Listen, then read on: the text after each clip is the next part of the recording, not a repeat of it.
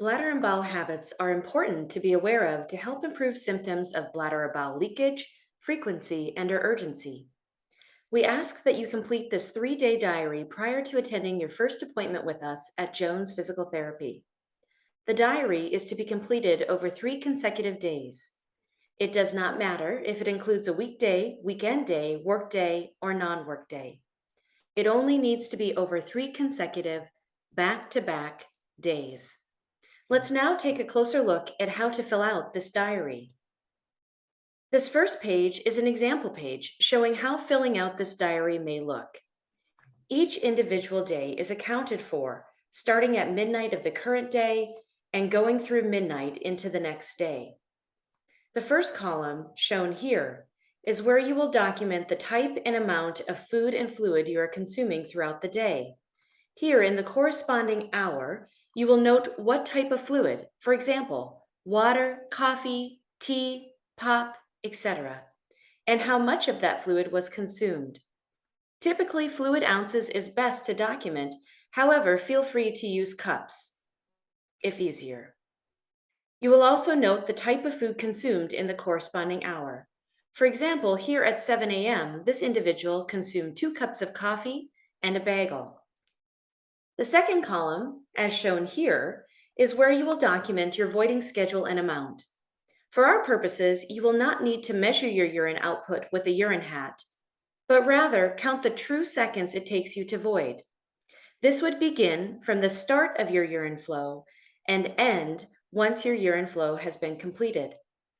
As we tend to naturally count fast, it is very important to ensure you are counting true seconds, such as 1 1,000, 2 1,000, 3 1,000, are noted here in this column: 1 Mississippi, 2 Mississippi, 3 Mississippi, etc.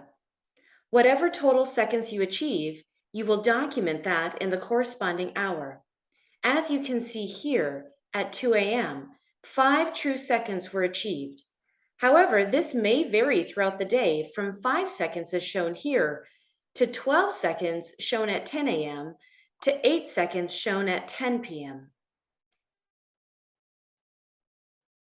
If you void twice in the same hour, draw a slash through the corresponding box and document both voids separately.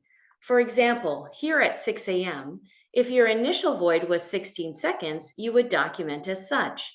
However, if you did void again at 6:30 a.m., for example, you would draw a slash in this box and document the total seconds you voided at that time.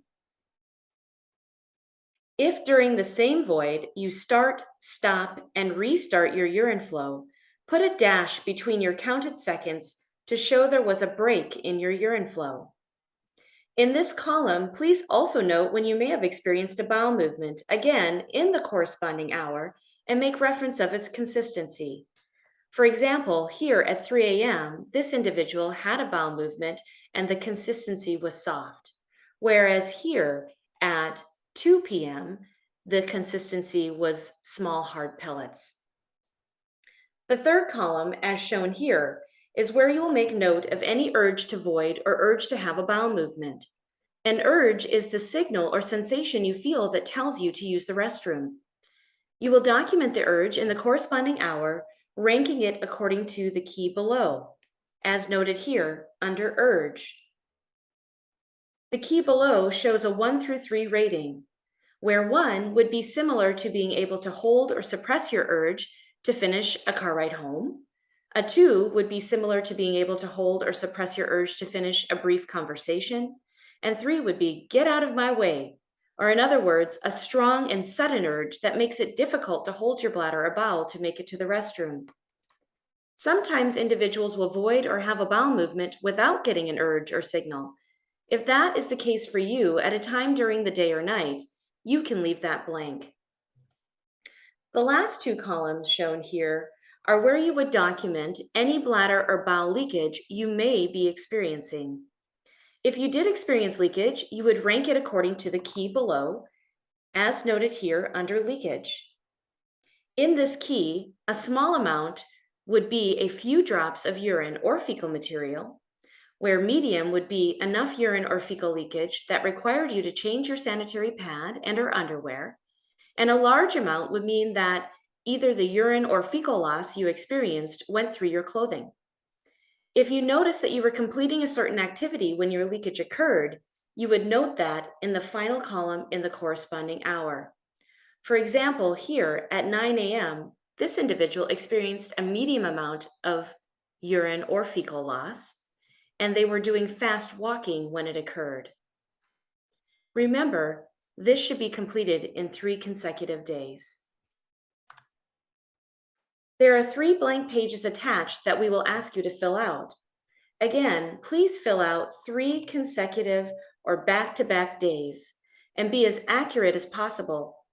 Having an accurate diary completed will be of great benefit to your physical therapist in helping establish part of your care plan. Thank you for completing this.